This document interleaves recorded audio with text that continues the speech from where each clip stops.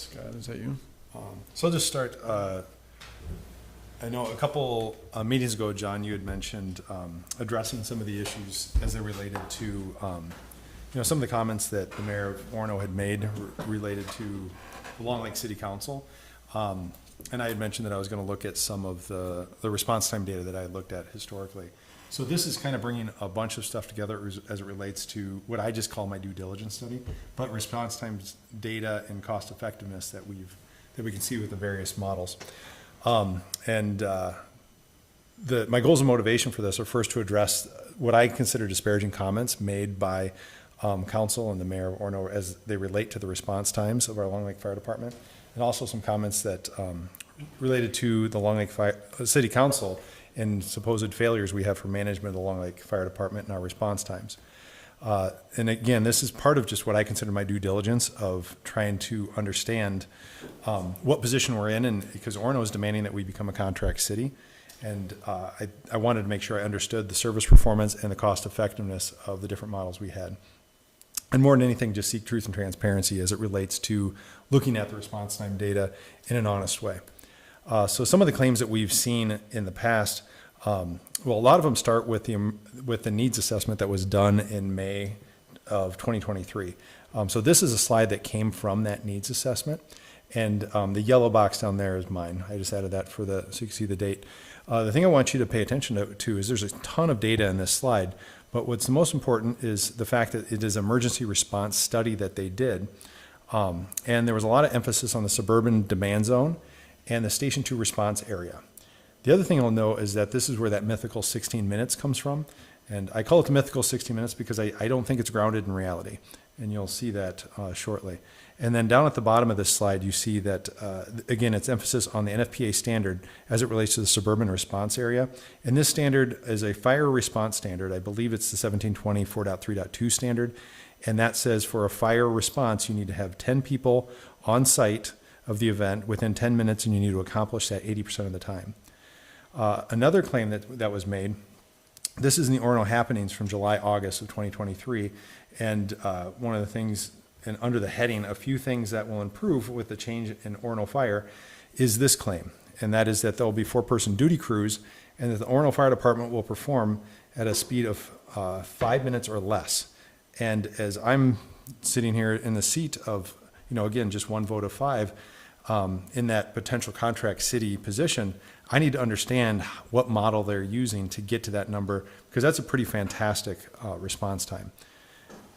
Another claim that I found was actually in a court document from Dennis Walsh.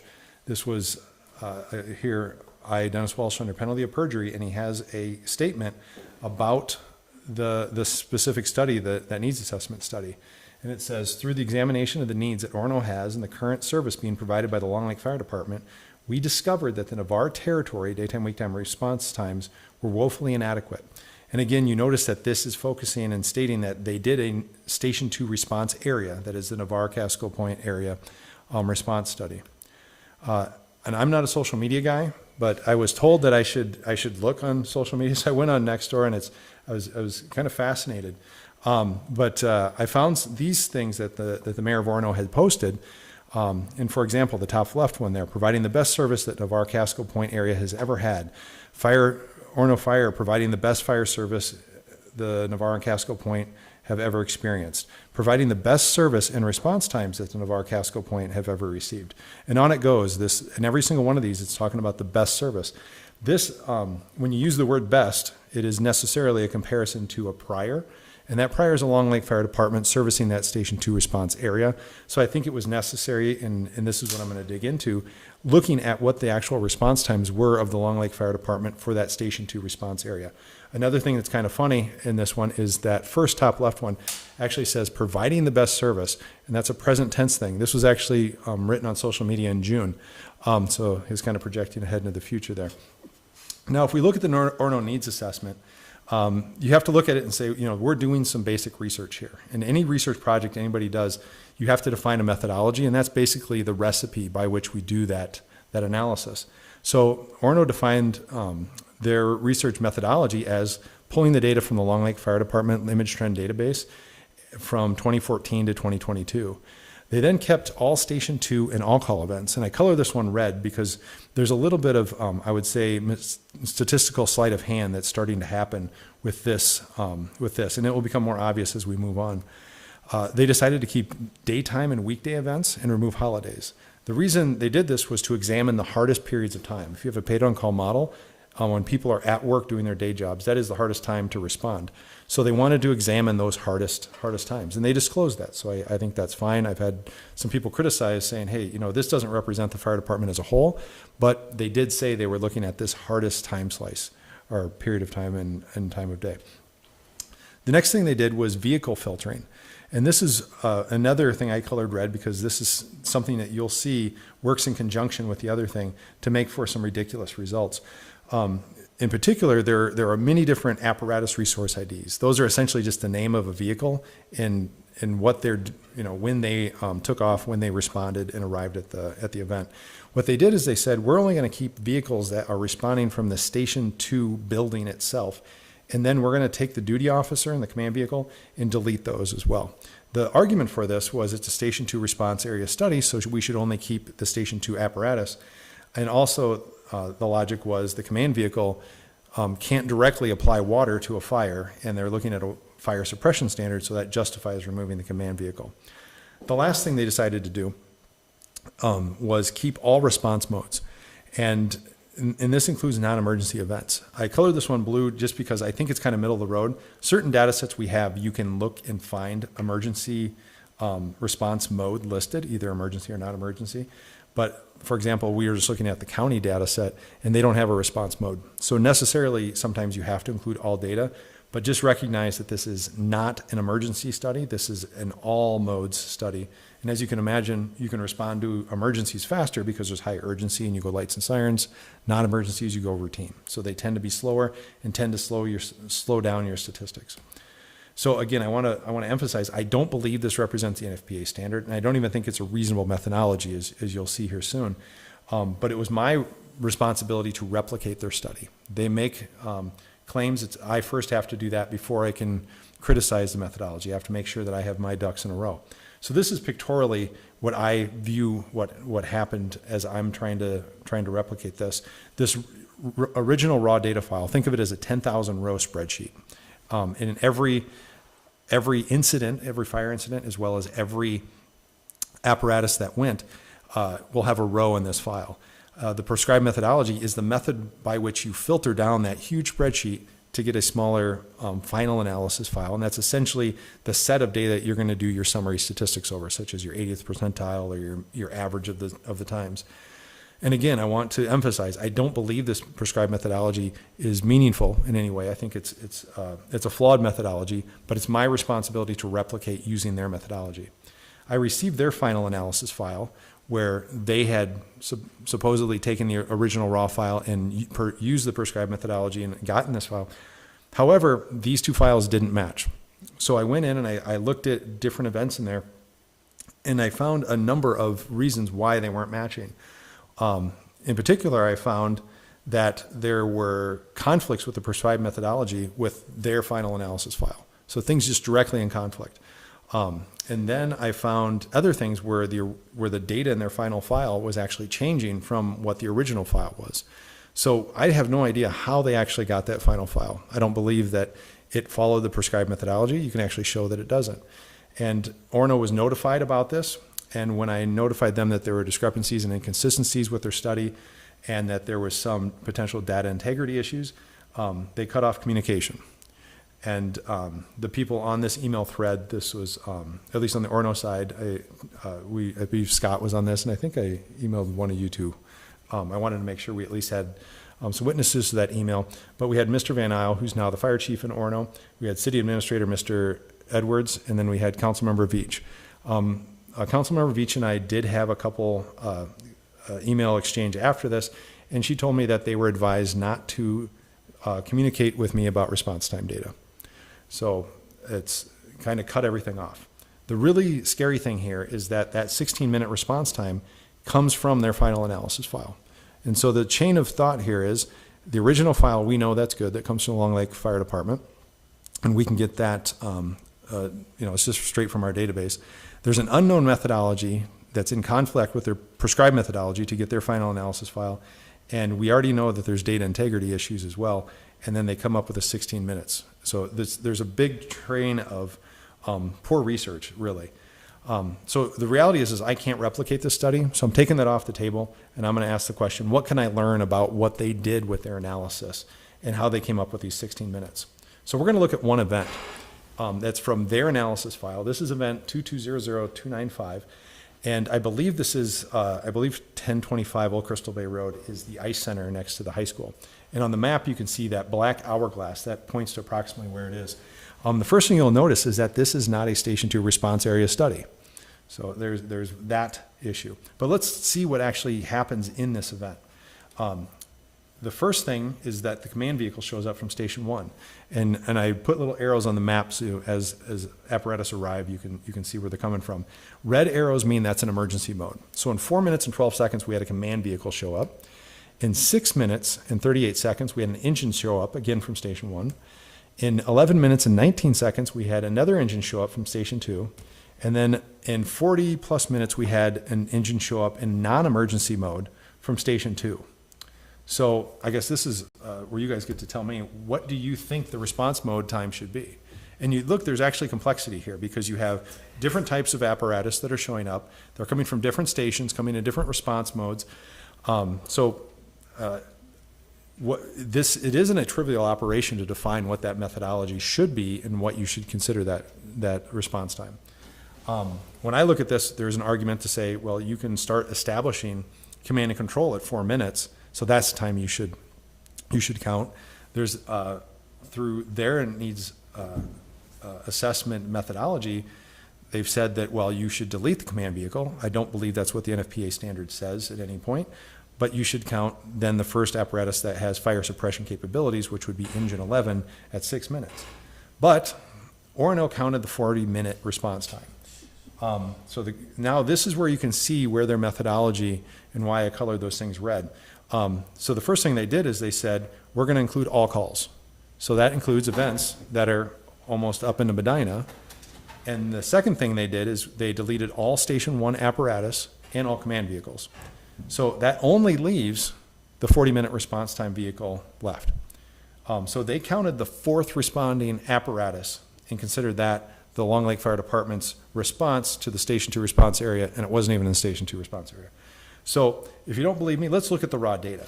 So the top half of this, and this is a little bit small, so hopefully you can see this. The top half of this slide is the raw input file. And you can see that there are 5 rows. 4 of those correspond to 4 different apparatus. And then there's a stat row, which is not a real apparatus. And you can see the response times over there in column R. The final data file that Orono produced is down here at the bottom. And you can see that they picked engine 22 and they pushed that 40-minute response time down. So right here, this is a bit ridiculous. So, and I'm going to say this sentence, and I got to say it slowly because it's just so ludicrous, but this was a Station 2 apparatus in a non-emergency mode acting as a backup to a Station 1 event. And that's the time that they selected when they're doing their needs assessment and coming up with this mythical 16-minute response time. And the crazy thing is this isn't unique. So we can look at another. This is just one example. There are many. Orono claims that, again, look at the map. It's very close to Station 1. They said it's 35 minutes. The reality was we had an apparatus there in 6 minutes. This is another one, again, close to Station 1. The actual response time was 8 minutes. Orono says it's 38 minutes. So now what I did is I took all of their final analysis file. I took all those addresses and I put it on a map. And on the left is what you're hearing their council and their mayor say. They're saying that it's a Station 2 response area study. However, the reality is this is the set of addresses that they actually included in their Station 2 response area study. And it has a tremendous number of calls all the way north of Highway 6 out in Spring Hill Road. They even have Big Island calls. And these are things that were included in their study. So it's clearly not a Station 2 response area study, and recognize that since these were all calls and they're going north, this is an apparatus coming from Station 2 that was very likely a backup response vehicle to something that Station 1 vehicles were already on site for. So we've demonstrated that there's been really, really poor judgment in defining the methodology that was used in the needs assessment. But this is actually kind of a hard slide to digest, but I'm going to ask this question. Do we fundamentally trust the data once it's placed in Orono's hands? And I know that's kind of an aggressive question, but when I looked at those, my analysis file and their final analysis file, I had some red flags get thrown up as it relates to data integrity. And so this example up here, I took the raw input file and I filtered on one incident. This is 19-00239. And I filtered out apparatus engine 22. And down below is the final analysis file. So this is one that's included in their study. And if every one of these green lines is a matching column, so the elements in the data in every one of these green things matches. Some of the column names have changed, maybe he's added a column here or there, but the content is the same.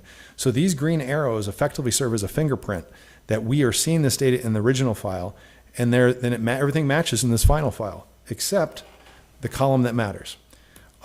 Somehow, the final analysis file that was produced for their needs assessment had 5 minutes added to it. The input for this apparatus for this incident was 15 minutes and 1 second. And when you look at their final analysis file, the time somehow changed to 20 minutes and 8 seconds. And so I can't even process how that happens. So there's serious integrity issues in the research process. So thus far in depth, nobody's been able to replicate this study. And I personally don't think it's possible because there's no methodology that says randomly add 5 minutes to a response time. So I think it's impossible to replicate. This is definitely not a Station 2 response area study. It is not an emergency response study as well. Frequently they use backup apparatus as the measured first response time because of the way they filter out all the Station 1 apparatus responding to all call events. And it is most definitely does not reflect the NFPA standard. And it's also very highly concerning. And it's quite alarming that these data integrity issues exist in this Orono research process. So let's look at the current performance of how we're doing. One thing that we need to decide is, I'm pretty convinced that needs assessment analysis and their methodology shouldn't even be set to the side. It should be just discarded completely. And we need to decide what we want to use for our own measuring of the data. So the one thing we can do is use the NFPA standard, but that requires getting 10 people on site. That is very, very difficult. The Long Lake Fire Department can achieve that because on average we get 13 people to show up for a call. However, getting 10 people to show up would mean that event that we saw that the fire department performed really, really well, that had a command vehicle, 2 engines, and the emergency was over. So 9 most likely were there. Did we show up? How do you categorize that? So it may be that the NFPA standard as it's defined may not be what we're actually looking for as we decide what the best way to measure performance in response times are. There's also a question, should you consider fire suppression standard when the vast majority of calls are not fires? We have a lot of medicals, and that's something that the NFPA fire suppression standard may not be the right thing for.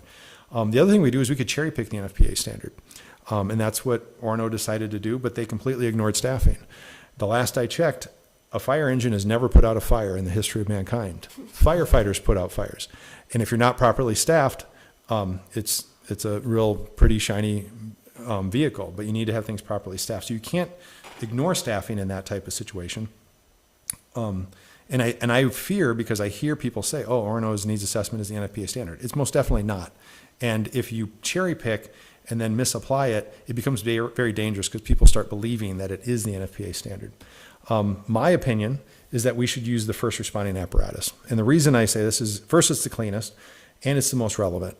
A lot of calls are medicals, and the reality is if I have a cardiac happen at my house, the person I want knocking on my door is the command vehicle. They have an AED, a full med bag, and the person behind the wheel is likely one of the most highly trained people in the fire department. So that is exactly who I want there. It's not who I delete from the analysis. And also for fires, you got to establish command and control. And essentially you have to have incident command, size up the situation, locate water supplies, make a plan. And that is when you're starting to attack that fire event, is when you have command and control. And even though it can't throw water, it's doing essential task in establishing what's going to happen for the next, that first minute dictates the next hour, the first 5 minute dictates the next 5 hours. So So yes, I'm going to pick that first responding apparatus. So what we did, and I'm going to say specifically Charlie did this because he did the hard work of getting the data from the county, was reach out to the Hennepin County Sheriff's Office, and we requested data for July and August. They did have one issue with just under a week worth of data. So we took the remaining 7 weeks and said, we're going to do the analysis on that period of time. But when we get all the data come in and get everything cleaned up, then we can expand the study as data comes in. We filtered out invalid response times. That just cleaned up things that weren't actually a response and were just stat rows in the file. We also classified units by department. So Orono Fire Department units start with 65. That's what their fire department's called. The Long Lake Fire Department had numerous codes. We had 75, 57, which I think was a fat finger, then 77, 79, I believe, are standby modes. And then I also ignored any unit name that was ALM or had ALM in it. The reason is there was some weird data when the night we had all those storms, and if you included this, Orono would ended up with a 40-minute response time event, which I don't think was real. So we removed the ALM events. We removed mutual aid and outside of the response area calls. We picked the first responding vehicle, and then we examined the means and the percentiles of those distributions. So this slide, again, is a little bit dense. I know this whole talk's dense, so I apologize. But when we look at the Long Lake Fire Department's performance in July and August for 2024, and again, this is on the Station 1 response area calls, we can see the mean of the distribution up on the top right, so that's what we would typically call the average, is 8 minutes and 3 seconds. And now percentiles, sometimes this can be difficult. I showed this to my wife, and she's like, you got to explain percentiles better than you did. So I'm going to try here. If you have 100 response times, what I think of it is put the response time on top of a block and then sort those blocks from slowest to fastest. So over here you have your slowest response time, over here you have your fastest. And now if you're going to look at your 50 percentile, what you do is you say, what is the time such that half of my responses are faster than this time and half are slower than this time? So as I sort my blocks, if you use the 50th percentile, 7 minutes and 41 seconds is where half the calls were faster than that time and half the calls were slower.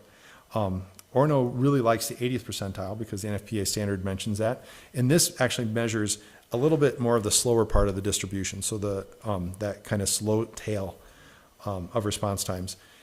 And in this case, the 80th percentile statistic was 10 minutes and 46 seconds. That is, at 10 minutes and 46 seconds, 80% of the calls were faster than that. At 10 minutes and 46 seconds, 20% of the calls were slower than that.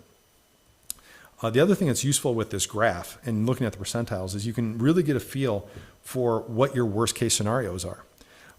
And so, for example, let's look at the 98th percentile. That's almost 13 minutes. So that says that 98% of my calls are faster than 13 minutes and 2% of my calls are slower. But this really lets you dial in on those cases that you're really struggling.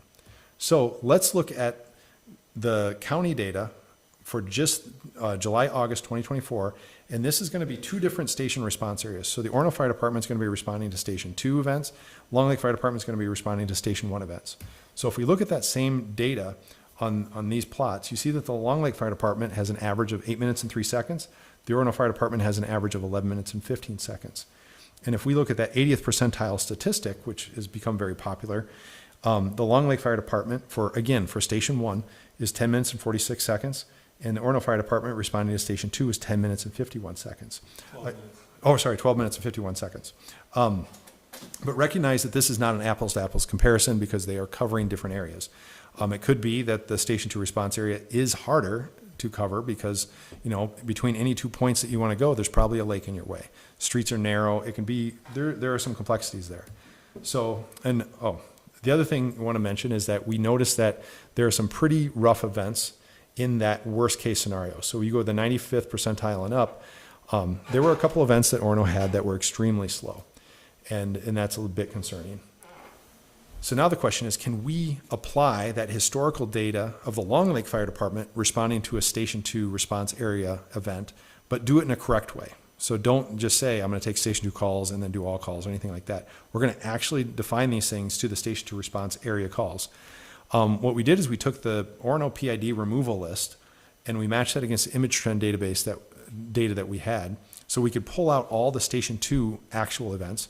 I exclude Daring Island because Orono did remove that in their PID list but they're not covering it because they don't have a boat.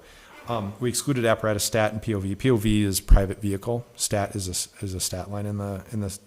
It's kind of a worthless row, but it shows up as an apparatus. And then we're using the first responding apparatus. If we look at that, then it allows us to say, okay, well, let's look at how the Long Lake Fire Department performed over those same 2 months the prior year. Is there something special about July and August? Let's take that off the table and let's just look at how the two departments responded to that same area over the same months, but just 1 year apart. When we look at this, again, the Orono Fire Department is that blue line on top, and the Long Lake Fire Department is the purple line on the bottom. The Long Lake average time was 9 minutes and 32 seconds. Orono's was 11:15. And now if we look at that 80th percentile statistic, Long Lake's Fire Department, while providing coverage for that Station 2 response area, was 11 minutes and 12 seconds, whereas Orono's was 12 minutes and 51 seconds. So for the 80th percentile for the prior year, the Long Lake performance was actually almost over a minute and a half faster. And again, the tails are a bit rough, as you can see, but you can see the Long Lake Fire Department has a little bit worse tail in that Station 2 area than it did in the Station 1 area, but just not as bad as Orono's tail. Now, if we want to look at the same input file that was used in the needs assessment data, we can look at the 2014 through the 2022 Long Lake Fire Department performance and do that same filter to pull out all those Station 2 events and compare that to the July-August performance of the Orono Fire Department. When you do that, we see Long Lake has an average of 9:14, whereas Orono is 11:15. And then if we look at the 80th percentile statistic, it's 11 minutes and 58 seconds for Long Lake and 12 minutes and 51 seconds. So just under a minute faster with the Long Lake model. And again, we still have that nasty tail up there. And now if we look at all data for Station 2, just combining those two, you'll see there's consistency between the purple and the green lines. That's looking at 2014 through 2022 for Long Lake Fire Department responding to the Station 2 response area, whereas the purple line is July, August of 2023 with Long Lake responding to that. And you can see pretty much uniformly that the Orono Fire Department model is performing at a worse response time for almost every percentile. And then the tail is significantly worse. And just for reference, the mythical 16 minutes, if we were to put that on this scale just to see kind of where it is on this plot, you can see it's significantly higher than any of the fire departments are performing when you actually compare them in a reasonable way with a consistent metric. And then Mayor Walsh's promise to his residents was that they're going to have sub 5-minute response times. When you look at this plot, it is just inconceivable that they could get to 5-minute response times with the model that they've structured. So we're going to now do a price performance check. This is one thing we talked about in the forum, so I'm going to go over this quickly. But essentially in 2024, Orono's covering roughly 1/6 of their calls for $773,000. I'm ignoring the capital budgets because that's huge over there. And I'm just looking at operational to try to make this as positive as we can for the OFD model. In 2024, the other 5/6 of their calls are costing $665,000 roughly, and it runs very capital lean. So if you look at the efficiency of delivery, that OFD call cost per call operationally is close to $13,000. The Long Lake Fire Department with these numbers, and again, that's coming with estimates of 360 calls per year. This year in July and August, we're actually a little bit high on call volume. So, and these are just approximates to get ratios is the most important thing here. Long Lake Fire Department model is roughly $2,200 a call. So that's a ratio of 5.8 times as expensive per call. And the way I like to think about this is Orono, for every 6 calls Orono has, one of them will be covered by Orono for a price of $773,000. The other 5 will be covered by the Long Lake Fire Department for $665,000. Now, if we look at 2025 and the budgets for that, the operational costs are north of $1 million. Again, the capital is still huge, but they're going to be covering 1/3 of their calls next year. So again, we're guessing that's going to be around 120 calls. Long Lake will be covering, the fire department will be covering the other 2/3 of the calls, and that's for $583,000. The operational cost for the Orono Fire Department is between $8,000 and $9,000. The operational cost for the Long Lake Fire Department is about $2,400, and that's a 3.5 times is expensive. The other thing that I'm sitting back just thinking as a contract city potentially is you really need to look at the business decisions of who you are a contract city to.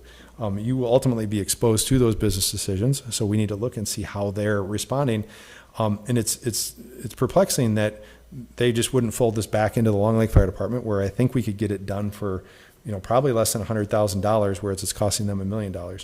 And again, that $1 million gets you 2 out of their every 6 events, whereas the $583,000 is covering the other 4 out of every 6 events. So the facts that we've now established regarding performance is the Long Lake Fire Department has demonstrated superior performance to the Orono Fire Department model. And I want to put emphasis here on model because we know the firefighters are very good. In fact, half of them are Long Lake firefighters. We know that they're trained and they're excellent. So these performance issues we're seeing has to be based around how the department is modeled and how it's just managed in responding. Because we know the variable of quality firefighters, that is off the table. Both departments have excellent people. So there's some real issues there with how things are operating. And we've already said the response time for the Long Lake Fire Department in every single metric that we look at, when you actually look at the data with a consistent performance metric, the Long Lake Fire Department's actually performing in a superior way. And then it's demonstrated a superior cost effectiveness. So now I want to look at some of the claims that were made and just fact check them. So Mr. Walsh in his Orono Happening said there's going to be a 4-person duty crew, which we know that's not true. It's 2-person duty crews. And he said he's going to get the response times down to 5 minutes or less. This is a promise that he made to his residents on what's going to happen when they changed to Orono Fire. However, we know that's not true. They're not even close. So this is an empty promise to his residents, and those are simply false. Now, the next thing we're looking at is that there was a claim that they did a Station 2 response area study. That needs assessment most definitely was not a Station 2 response area study. It covered all calls, and many of those calls were up in the Station 1 response area. So again, this is a claim that we know is false. A little gem I found while reading this was that Orono has demonstrated the ability to better manage the budget of a fire department. Managing a budget and a business for that matter, typically you look to spend less money to get better service. They're spending more money to get worse service. So I would say this is the opposite of demonstrating good business acumen and management. So that's false. The social media claims, this is also kind of fascinating. There are all these claims about providing better service. And right there, the third one on the left, he even says providing the best service and response times. I don't know where that would come from. These are completely unsubstantiated. And what's even more interesting is that if you look between these postings, they go the left column and the right column, between these 2 events on the left, that was July 24th, there was a over 33-minute call time, and 2 days later, he's posting it's the best service times ever. Over here on the right, he says that, they had on August 31st says best service ever, but 2 days prior, they had a 35+ minute response time. So there appears to be a pretty massive disconnect between the mayor and what the reality is of what their response times are. So this is very concerning as we think as a potential contract city. Is this something we want to be exposed to? So again, every single one of these social media posting, they're just based in fiction. And in fact, the Long Lake Fire Department has demonstrated superior performance. So conclusions, again, and this is for the council. I really wanted to give you guys this presentation a long time ago, but I've been hung up with not being cut off from being able to get the data I need. But first, the Orono needs analysis and the needs assessment and about the response times. It's completely invalid. Some demonstrated issues I have with how we're witnessing things, and again, in that perspective of evaluating, should we even consider being a contract city? I'm concerned about being able to properly model response times. We've seen that their mayor is making empty promises to their own residents regarding response times. And Orono residents come first. What does that mean for a contract city if he's giving empty promises to his own residents? That doesn't feel great. It's not comfortable when they sever communications and not answer questions, and especially when after I point out that they're having issues with their data. When I pointed out that they had data analysis inconsistency, they took no action. So inaction on proof of data inconsistency is an issue. Inaction on proof of lack of data integrity is also a pretty concerning issue. And then as I watch the business decisions, it seems like an irrational business decision-making process over there. Performance, we can just go through this again, but the Long Lake Fire Department, when you actually look at the data and you apply a consistent metric, has stellar performance, and it has stellar performance at a very low cost. So the cost-performance ratio is just off the charts. And my recommendation to the council, I don't know if anybody needs convincing on this, but I would recommend we do not pursue becoming a contract city of the Orono Fire Department. Sorry, thanks for listening, guys. That was very informative. I have one question. All right. So when you look at the apparatus on there, I know no one wants any questions. But we didn't really look at how many people were responding. So they're with the apparatus, there is, that's an important question, because what we typically run, if it's a command vehicle, there's gonna be one person, right?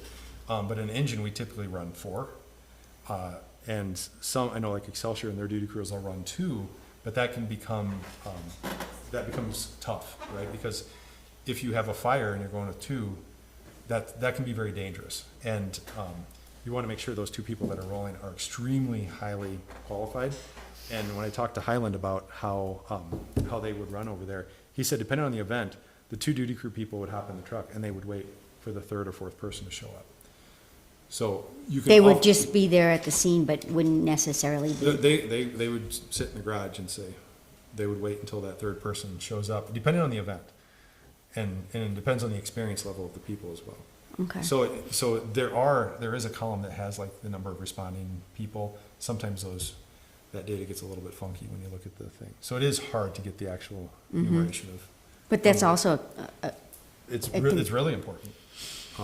Councilmember Feldmann, that was a fabulous presentation. You are very much into data. I don't know that there's another city council member in the United States that could pull off an analysis like that. Yeah. and also in the presentation, you forgot to mention that. Like, he was so good at making it visually. Oh, there you go. Appreciate it. And your career and your PhD is in all this stuff and things I can't even pronounce, and you're just phenomenal with this data, and that's really what it's all about. Is people can make claims on social media or elsewhere in council meetings, but when there's data that backs up, the facts behind what you're portraying here, that says a lot and should say a lot to a lot of people. And I think good emphasis on you already did it, but it's not. This is not against any particular firefighters. It's just about the model that they set up, which is just based on. And I think there's about 7 Long Lake firefighters on the Orono Fire Department out of their crew, and they're doing the best they can, I'm sure, under the circumstances. But this model is not set up to succeed. And when I look at these call times, I looked through this data quite a bit. As I look around us, I can only believe that a lot of it has to do with their where they're responding from. We've had a lot of reports of the duty crew firefighters driving through Long Lake, being at the town center, being at Caribou, being in front of the liquor barn, those types of things. So I've got to believe that a lot of those responses are coming from way up here when they promised their citizens that they were due to building that just under $200,000 temporary fire garage down in Navarre, that was going to be where they're responding from. And from what I hear, they're very, very seldomly down there. So they're responding from northern Orono by the Orono City Hall. And that's a significant drive down to the area that they're actually supposed to be serving, which has to only add to the amount of time that when they're responding to these emergency calls. So I think that plays into this as well, but it's just the way that this is set up, and it really is really impactful to see you say your presentation there. So Appreciate it.